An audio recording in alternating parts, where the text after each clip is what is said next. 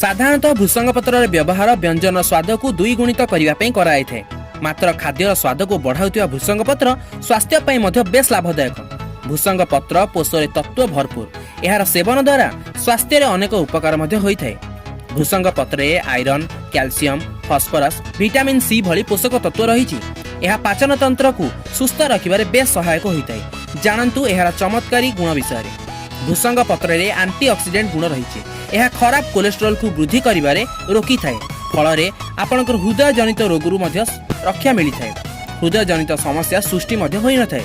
विशेषज्ञ मतरे जेउ मानकर मधुमेह बा डायबिटीज जनित समस्या रही से माने खाली पेटरे भूसंग पत्र नित्यंत सेवन करंतु। यह रक्त रे शर्करार मात्रा को मध्य नियंत्रण करिथाए। ओजन ह्रास पई इच्छुक थिले भूसंग पत्र बेस लाभकारी। एथिरे थिबा फाइबर ओजन ह्रास करिबार सहायक होइथाए।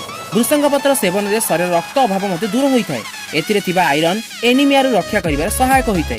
भूसंग पत्र सेवन रे सुनेली रंगर त्वचा मध्य मिलिथाए। एही पत्रर फेस पैक व्यवहार करी शुष्कपण, व्रण, दाग आदि समस्या दूर मध्य होइथाए।